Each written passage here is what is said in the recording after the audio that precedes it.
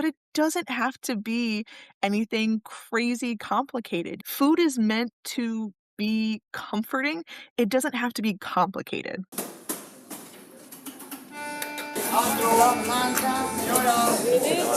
Ah, ok. Bravo, sai che non me lo ricordo. Prosecco. No, non ce l'ho. C'ho crema. I'm Wendy Holloway, and this is Flavor of Italy, sharing the very best of Italian food and wine, lifestyle, and culture.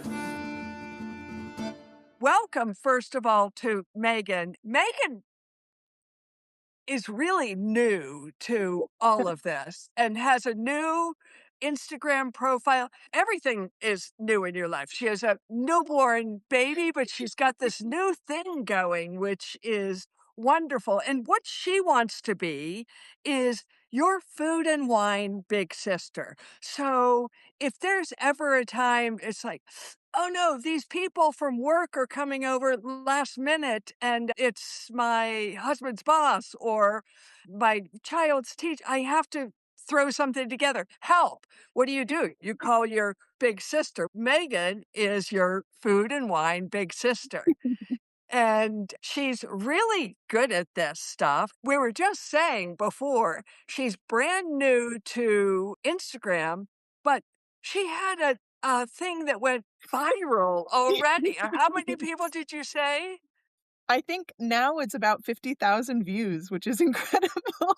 It's amazing. And Yeah. yeah, that just shows that you're doing the right thing.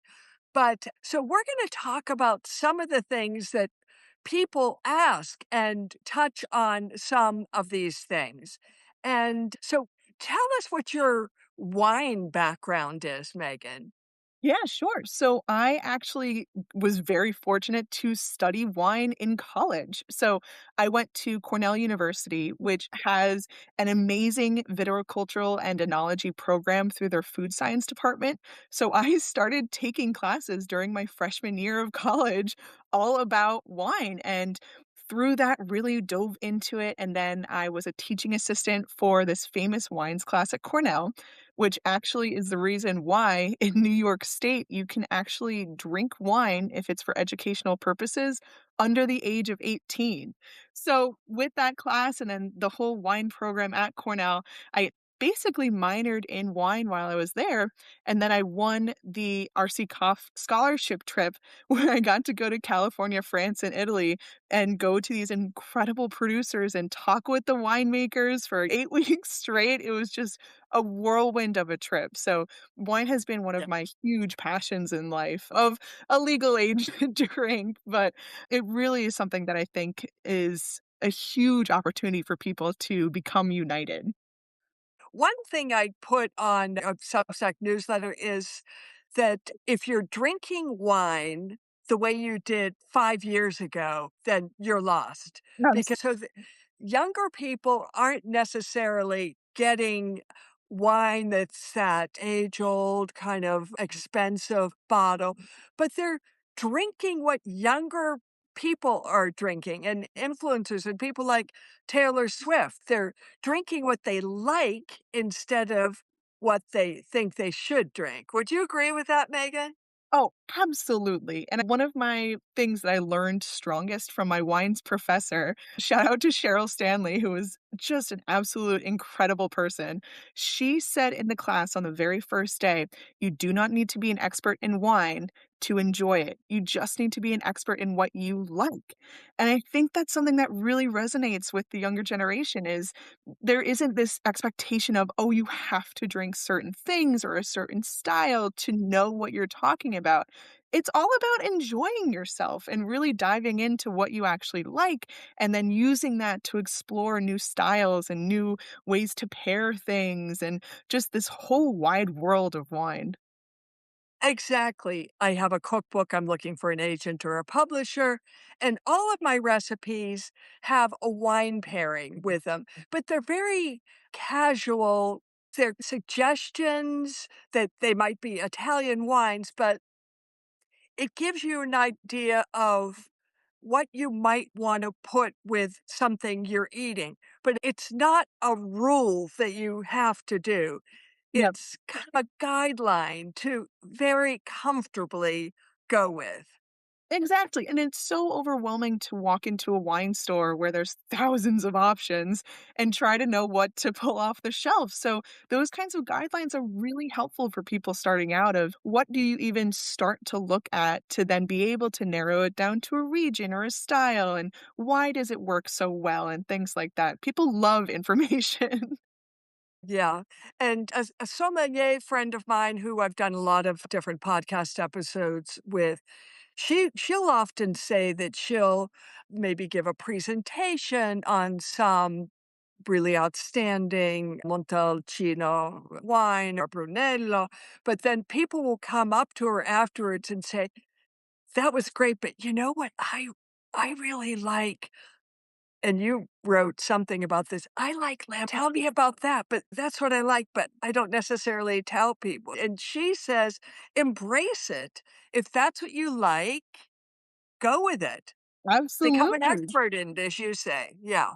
Exactly, and even Lambrusco now, there's so much more that's happening with it. There's so many producers doing a ton of different styles. For me, I actually very much love pairing Lambrusco with s'mores, weirdly enough. But because there's something so fun about being around a campfire and having this region that most people haven't heard of, a sparkling red wine with an American childhood dessert. There's something very fun and whimsical about that pairing, and I think that's something that people can forget with wine pairing is it's meant to be fun, it's meant to be enjoyable, where Yeah. you're allowed to really play around with it, and it doesn't have to be so serious to be taken seriously.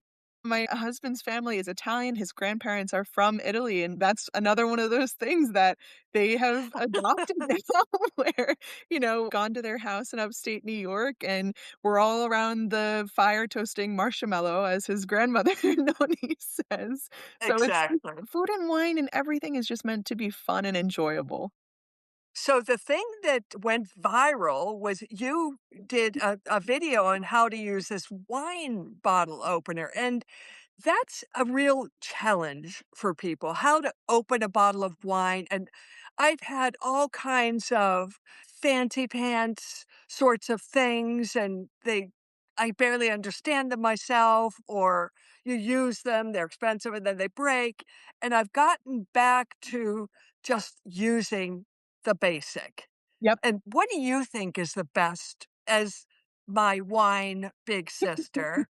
What would So you tell me is the best way to open a bottle of wine? what I would say is this kind of wine key right here, where it has this little second hinge, and that's key because it gives you extra leverage. And now this wine key is not very expensive, is why I like it. Like you were saying, I buy them in 10 packs, and I actually Yeah. put them in every single bag that I have, so I never am without a wine key. And what makes it really special is so when you open the wine here, so the cork is on here, you have this second hinge down here, and it gives you leverage to pull the cork out straight instead of at an angle where you really risk tearing it. So for me, this kind of wine key, couple of bucks at the store, buy as many of them as you have containers to put them in because they're so useful. And even this latch here can open beer bottles. It has a little knife on it for if you're camping and you need to open something last minute. It is a Swiss Army knife for wine. Exactly. Yeah, the only thing I found sometimes, if you wanna get the corkscrew really kinda straight and Yep. central to the cork as you start off, otherwise you can kinda get a little bit muddled up. Absolutely. Yeah. And a good one for that also is when you have the wine key. And again, go as slow as you need to. It isn't a race to open a bottle of wine. If you actually take the tip and stick this little point here into the center and use your other finger to help guide it in. And that sets you up for so much success. It's all about trying to do it right the first time so you're not trying to scrape out pieces of cork from a ripped clothes. We've all been there also is the other thing. There's no shame in learning and practicing all these really functional tips. That's the way that you learn is by repetition. Yeah, and so you mentioned that you buy those by the 10 pack. They're great stocking stuffers. So true. Oh my, and especially if you Yeah, have people like friends moving into a new apartment or a new house, if you make a housewarming care package, that's a great one to throw in there so that, they're yeah. always set up for success. Actually, my neighbor across the street, when we first moved in, she gave us a wine key. So very much a great gift. Absolutely, and then sometimes I'll put that together with those they're all kind they can stick on or hook on that will identify your wine glass. We both have these tulip-shaped Yes. glasses, Yep. and tell us about those because there are so many kinds of glasses. There's I think they call them coupe, which Yep. I now use for desserts. That was maybe in your grandma's or your great grandma's day. That was the de facto kind of a wine glass. Yep. But why is this better for bubbly than using those tall, thin ones? That you want this kind of narrowed shape but a wide bowl is because when you swirl this glass, all of the aromatic compounds in the wine break the surface tension and come up in the glass. But you want it tapered at the top so it actually condenses them down so they can go right in your nose. The hard part with champagne flutes is it's too narrow because it's very elegant looking, and I have so many champagne flutes and I love them, but like you're saying, I actually love to drink sparkling wine out of a glass like this because you can get a lot more of those aromatic compounds and really enjoy it that much more. I have over 50 wine glasses, and I gotta tell you, you only need 6 because beyond that point, that's when you are hopefully having a nice boisterous evening with lots of people. You don't wanna be worried about your wine glasses breaking or using some expensive ones. So, for me, I love this kind of a standard wine glass to use for everything, and it's often usually sold in 6 or 8 count sets, so it's really perfect for cleaning. I know that one of the things that's asked all the time is what I mentioned at the beginning, that you find yourself maybe for an unexpected reason that your partner or your spouse is having work associates over or the boss or relatives that, some kind of a last minute thing happens and you haven't planned. So, what kind of thing would you say that will impress but be easy peasy to throw together?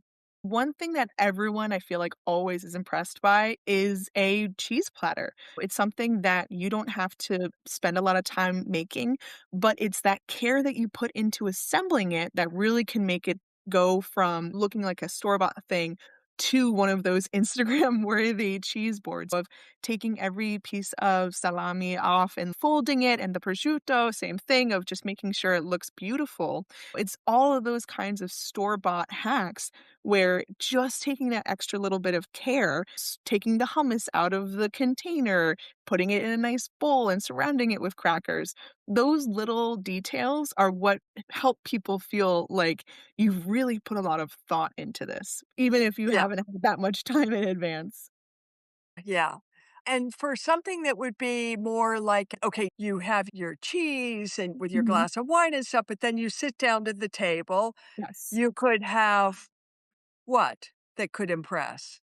I actually love a pasta, and if we're talking about Italy, it is all across the entire peninsula, but it's something where you can spend some more money on short ribs or on a top round or like a nicer cut of meat and take the time to braise it. So again, the same idea of just taking care of these ingredients that you're using is what the value can be. So you can do something that or like a bolognese where you just simmer something for a long amount of time and it has that kind of comforting, welcoming feeling, but at the end of it with the pasta, it's actually pretty affordable. And you could do the same thing if you're having people that are vegetarian or don't eat meat, you could do a mushroom pasta. There's lots of ways to incorporate flavor and still have it feel very special.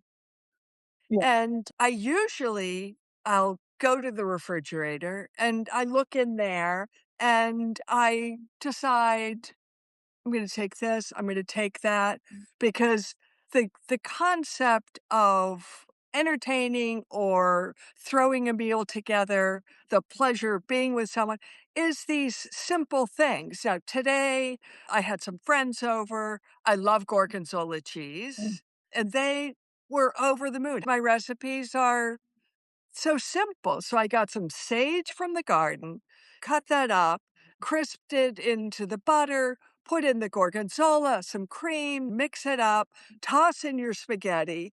It's so good and it really impresses. And you Yeah. put it then maybe in a really pretty dish or whatever. Stuff like that can really impressed just in the simplest of ways. Less is more. Every ingredient should be able to say, I'm here. I'm here. They all Yeah. should be able to say that. Exactly, and it's very similar to what Samin Nosrat with her book Salt, Fat, Acid, Heat was talking Oh, about, yeah. right? It's these core concepts, but it doesn't have to be anything crazy complicated. Food is meant to be comforting. It doesn't have to be complicated.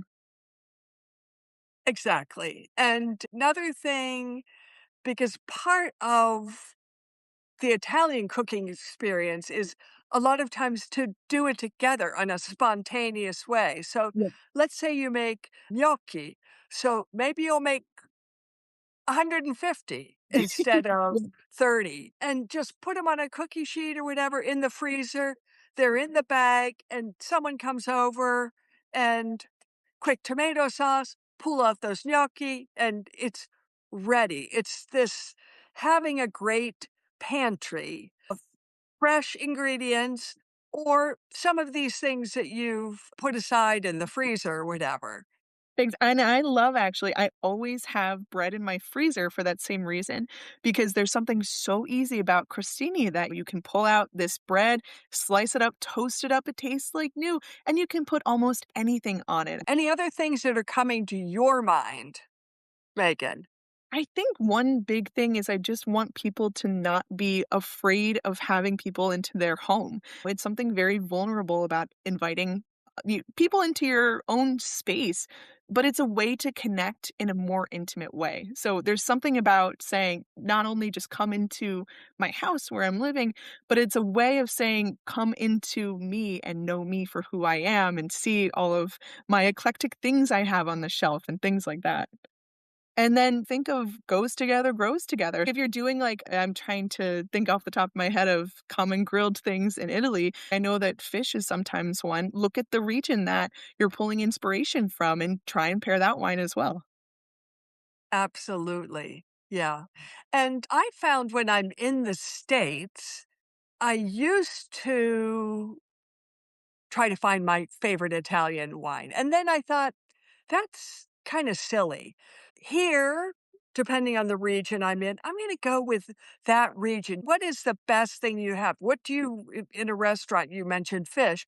What would you normally serve with this fish here that comes from this island or this coast? And in the States, I often will go to California, which is a great wine selection place. And I'll just look at the bottles and read about it and knowing a little bit about wine, and I think I'll just go with this. And I've made some incredible wine discoveries or going to a wine shop and talking to the wine shop owner because they know what they've got. And that's one of my biggest tips for people starting out is not to be afraid to talk to the people that are selling you the wine because they taste it all the time. They know what they like better than others. And sometimes these stores will have those little tags that say staff favorite or things like that.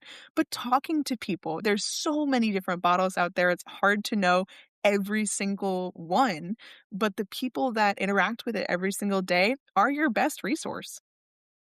Yeah. Looking at what your ingredients are in the recipe you're cooking, you then can back match it to wine that way too. Yeah.